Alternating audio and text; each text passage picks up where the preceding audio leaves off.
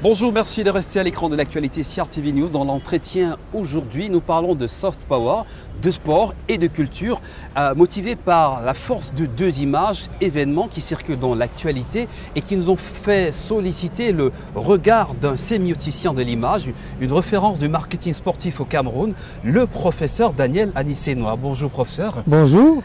Eh bien, commençons par plus proche de nous, Tara 237, qui est le jeune lionceau mascotte du Chan 2020, mais aussi d'un héros de dessin animé qui est proche des jeunes du monde, Son Goku, qui comme Naruto a été choisi comme ambassadeur des Jeux Olympiques 2020 à Tokyo, au Japon. Alors, vous avez cette image qu'on montre à l'écran, c'est la force, le muscle du soft power japonais qui parle avec ses mangas. C'est quoi ce concept de soft power? Le concept de soft power est une sorte de possibilité d'entrer dans la volonté de l'autre. Comme dit le principe aujourd'hui de la communication, communiquer c'est influencer. Et le soft power recourt donc à un ensemble d'outils, notamment des images proches du numérique, des images symboliques en 3D, en 4D, etc., pour fabriquer des emblèmes, pour fabriquer des images dans lesquelles les gens vont non seulement se reconnaître, mais engager une sorte de non-indifférence, c'est-à-dire le plaisir de ces images, l'envie de les partager, l'envie d'en être fier. C'est pour cela que vous avez cette image de Tara 237 qui n'a pas cessé d'être parfois controversée, mais qui a indiqué... Qui s'est rapproché des volontés. Qui s'est rapproché des volontés et qui de toute façon a créé l'événement, puisque tout le monde a été soit intéressé positivement ou négativement par cette image. Donc chaque pays a un ensemble d'images qui traînent et qu'il peut, par l'intermédiaire des artistes et des médias, reconcevoir et essayer d'offrir comme mascotte, comme icône, etc. Vous avez parlé de neuromarketing à un moment donné de l'échange. Oui, le neuromarketing, ça provient du principe d'aujourd'hui qui est communiquer, c'est influencer. Et influencer, c'est avoir des arguments pour pénétrer le cerveau de l'adversaire ou de l'interlocuteur. Donc, les scientifiques ont démontré qu'il y a une zone du cerveau qui est prête à accueillir des messages, qui est prête à recevoir et à créer des influences.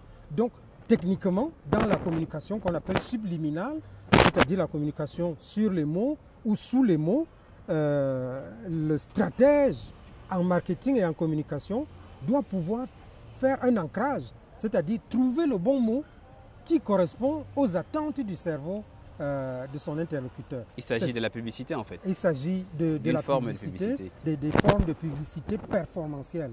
Donc c'est ce qu'on appelle le neuromarketing, puisqu'il est neuromarketing parce qu'on peut le vérifier scientifiquement. La publicité traditionnelle n'avait pas les moyens de tester. Donc aujourd'hui, on peut tester. Alors, le comité d'organisation des JO de Tokyo a flairé la bonne inspiration en utilisant des icônes de la bande dessinée, connues, de la bunka japonaise, comme ça se dit, reconnue dans le monde, et en mêlant l'image universelle des jeux à la popularité des héros, des mangas. Ça peut faire du chiffre, des gadgets, peut-être pour mieux vendre leur compétition. Je le dis parce qu'on peut en faire autant ici. Ça peut inspirer le Cameroun à quel point? Ça peut inspirer le Cameroun, mais il faut partir à point. Parce que le Cameroun hésite, que ce soit dans les politiques publiques, que ce soit dans la créativité des artistes. On n'est pas encore au point pour croire à ce principe de la pénétration de la volonté d'autrui, de la manifestation du choc de volonté par des images totalement créées. On en est parfois encore à chercher des héros de l'histoire, je sais pas, des emblèmes de l'environnement, etc.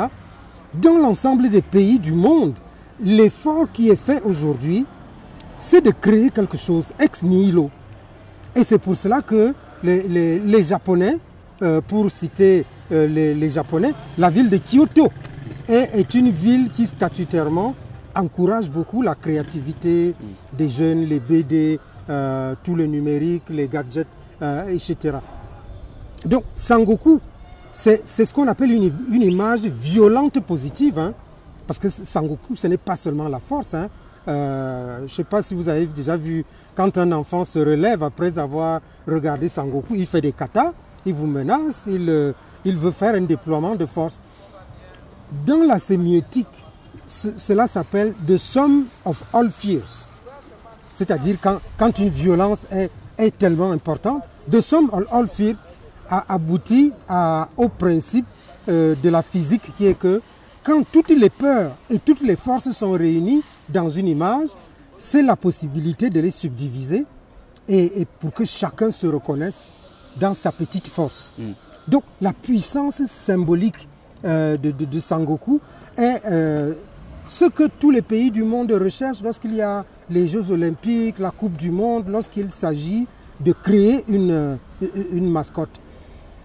Parfois, ça se passe donc par rapport, comme je l'ai dit, au niveau de créativité et du soutien de la créativité dans un pays. Parce qu'aujourd'hui, avec la télévision, avec les médias visuels, presque tout le monde est disposé à recevoir la BD.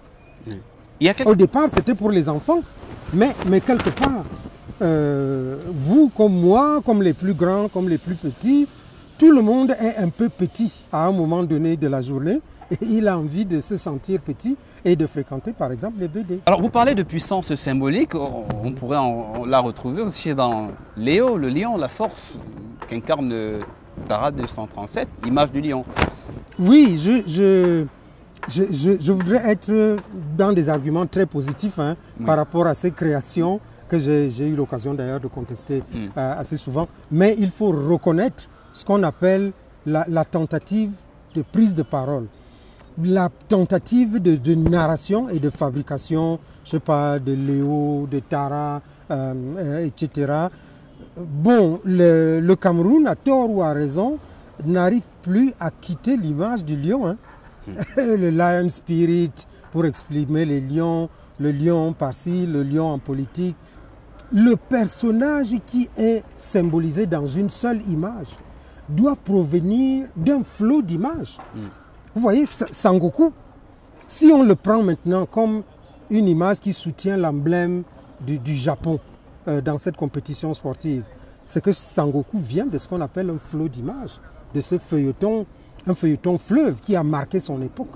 Dans la société camerounaise et dans l'imaginaire du monde, vous avez bien vu que cette mascotte de Sangoku, non seulement c'est très représentatif de la culture du Japon, mais c'est tel que la culture du Japon peut être imaginée en Australie, au Cameroun, au Gabon et ailleurs. Alors, je tiens mon téléphone et je tombe sur une lecture. Quelqu'un me dit « Tara, tu interviews le professeur Aniceno à quelle heure ?» Je m'accroche sur ce mot-là, Tara. Votre origine bantoue et peut-être plus vont nous aider à comprendre, à ouvrir le lexique. Tara, le père, mais Tara devenu le frère aussi, on se le dit de manière fraternelle. C'est un élément d'identité nationale peut-être? Oui, c'est un élément d'identité nationale au Cameroun qui est très dynamique et qui est très généreux. D'une manière générale, nous avons le choix. Hein, lorsque nous avons une image que nous devons nous partager, on appelle cela le principe de Michel Foucault. Soit que nous allons la chercher dans les tréfonds de l'histoire, dans les ancêtres, etc. Soit que nous la prenons en cours de dynamisme dans la société d'aujourd'hui. Donc, moi, je fonctionne avec la deuxième hypothèse. Bon, vous êtes sur l'hypothèse traditionnelle, les ancêtres, etc.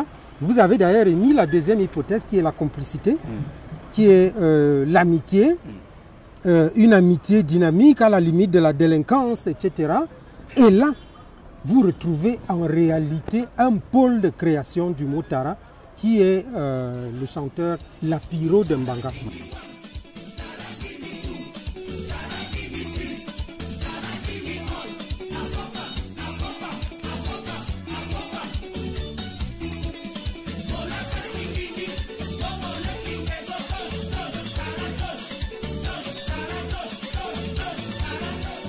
Donc, Lapiro de Mbanga a célébré Tara parce qu'une chanson lui avait été commandée pour une marque de cigarettes.